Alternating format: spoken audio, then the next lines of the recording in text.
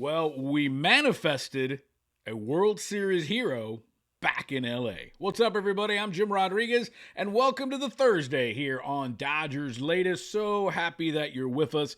That subscriber count, the viewership keeps going up thanks to you. Continue to please like, subscribe, share, tell a friend. Hit those thumbs up button. The algorithm loves it as we get ready to go. And you can always hit me up right there at JRod Show on X and on Instagram. And of course, right here on Dodgers Latest. We love all the comments. We got one for you today. We read them all. We try to respond to as many as we can.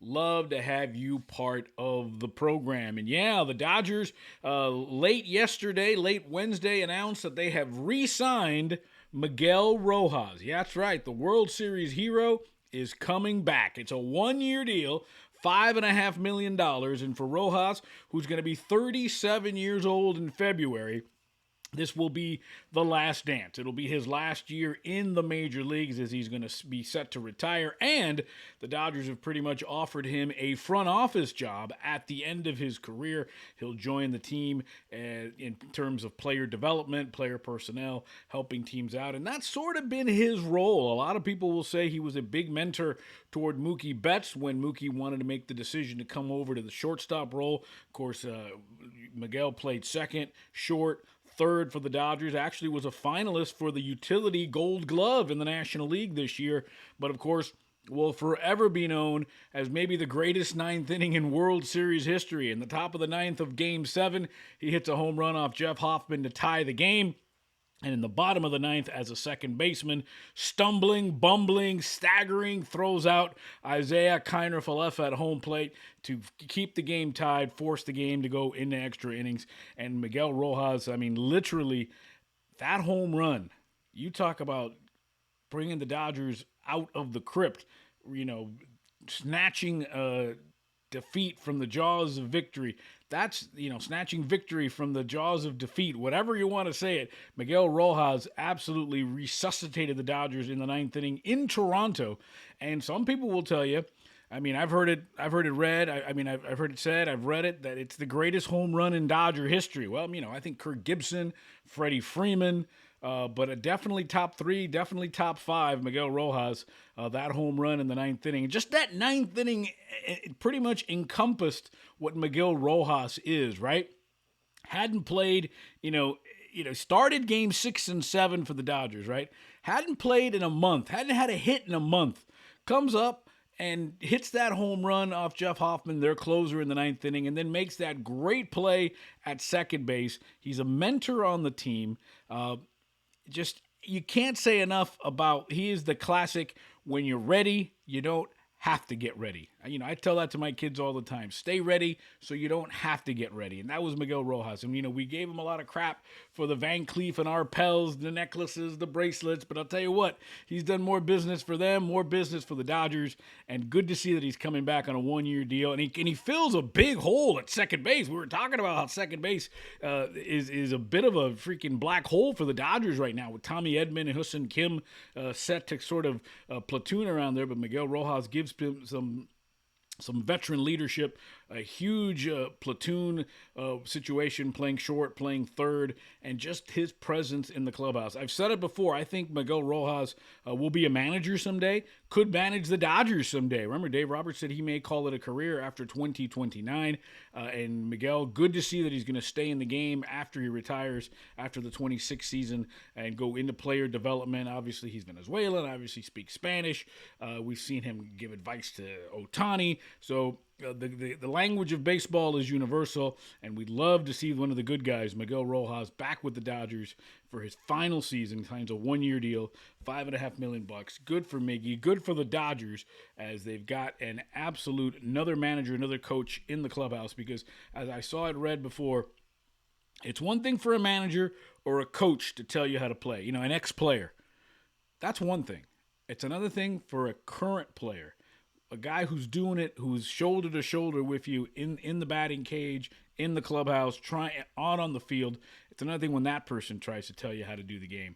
So I appreciate Miguel Rojas, and again, one of the good guys in the game. Good to see him back for the Dodgers, and good to see for the Dodgers that they're going to try to keep him in the organization. Now, staying within the organization, this is an interesting question. Is Teoscar Hernandez on the trading block? Well, there is a report out there that the Dodgers, are interested in maybe running that up the flagpole. Obviously, the winter meetings are coming up in Orlando in a matter of days. Listen, Teoscar is in that sweet spot of a contract. We talked about it yesterday here on Dodgers Latest when a player is in the final maybe 2 or 3 years of a contract. He becomes very tradable. And for Oscar, 33 years old, he just turned 33. He's got 2 years left on his 3-year, $66 million deal with the Dodgers. He's going to get paid $12 million in 26, $14.5 in 27, and he's got a $15 million option in 28, or you buy him out for $6.5 million. There's also some clause if he's on the injured list for a certain amount of time. 28 becomes guaranteed, and then 29 becomes an option year. But for now, we know 12 and 26, 14.5 and 27, and at least 6.5 in 28. 16 million of all of that is deferred. And again, you can't argue what he has done. Much like Miguel Rojas, he has been a clubhouse leader. Made a big splash in 24 with the team. Hit over 30 home runs. That's what got him that contract, right? Hit 33 homers, 99 RBIs in 24. Ticked down a little bit, 25 homers, 89 RBIs last year. Hit 8 home runs in the postseason the last 2 seasons for the Dodgers. And, of course, you can't argue with the fact that he has been with the Dodgers for 2 years and they've won the World Series both years. He's been a great ambassador in the clubhouse, much like Miguel Rojas. I will say this about the Dodgers, and there's no coincidence when they win. Talk about a great clubhouse. Doesn't seem to have a lot of bad guys in there. That's why when you're talking about trades, free agents, that's when you sort of don't want to upset the apple cart, right? Because if you got a great clubhouse now, do you really, the devil but in the devil you don't? Do you really want to bring guys in that may not be a fit? And maybe that's why the Dodgers take such a long time making trades and end up not pulling the trigger on some deals. Listen, I think Teoscar Hernandez, if you were to trade him, Cleveland would be the sweetest of spots. Joins Jose Ramirez in the middle of that lineup. Can you imagine? Dodgers would get Stephen Kwan back. Whew. All of a sudden, that kind of solves some problems. Kwan's in left. You can move Andy Pages over to right field. Tommy Edman can play a little center. And now you've got Kim and Rojas, maybe another acquisition to play second base. I'm not saying we want to trade him, but listen, we know facts are facts. Teoscar in right field is not a good option right now. He's a bad outfielder. We saw him constantly not be able to get the balls, drop balls. He's just not a right fielder right now in his career. Maybe he's more of a left fielder. Maybe he's more of a DH. But he's not a right fielder anymore. And I think the Dodgers are seriously looking at not beginning the season with Teoscar Hernandez in right field. Hopefully it's in left field. Hopefully he's a Dodger. Or they move him to somewhere else. But an interesting situation of Teoscar Hernandez possibly on the trading block. Now, who would the Dodgers get?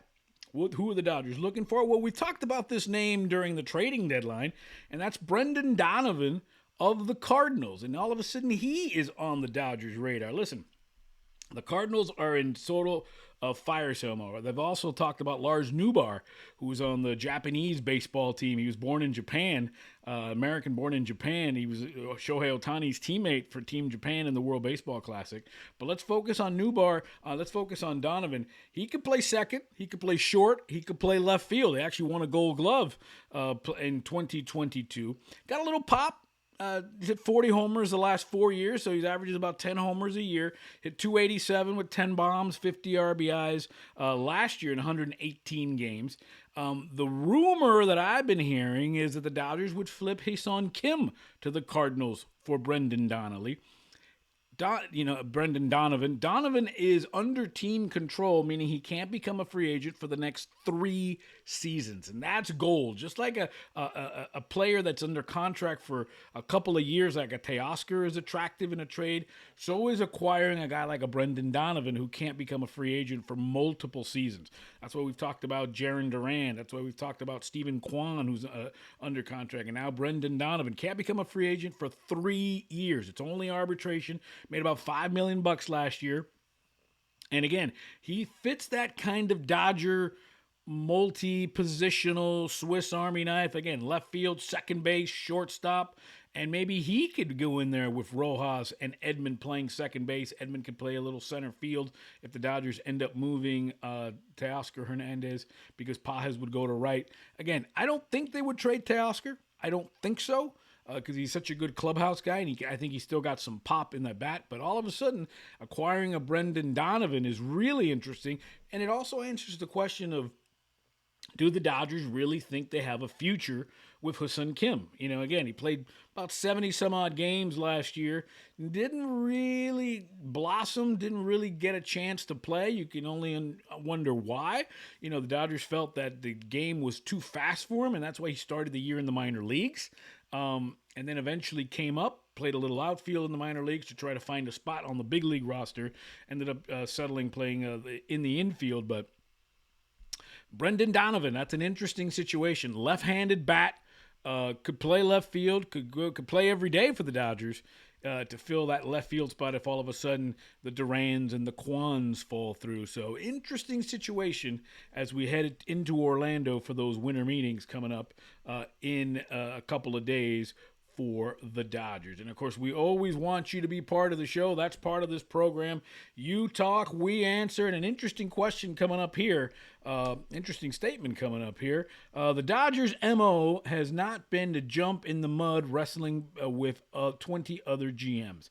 The practice is to go carefully and quietly toward a handful of guys who they know will fit with the team and improve it. 100% agree. They whiffed on Tanner Scott and Kirby Yates in the pen a year ago, so I don't see LA throwing money at people and just expect it to work out. If a big name is wanted by enough teams, or that only money will hook them, I think Friedman this year will look long and hard first at recent physicals. Yeah, I mean, that has part of been, kind of the maddening part of Andrew Friedman, in the sense that, the trading deadlines are often not big splashes, maybe little pools, little ripples. They got Brock Stewart last year at the trading deadline, although I think the biggest move they made last year was Ben Rortvedt, who ended up playing a huge role for the Dodgers when they acquired him from Tampa Bay. And we all know Ben Rortvedt, how he expelled Will Smith while he was out with an injury. And, of course, Ben Good moved on to Cincinnati after getting a contract from the Dodgers. Dodgers sort of non-tendered him, tried to sneak him in, hoping they could re-sign him and claim him back, but the Reds immediately swooped him in.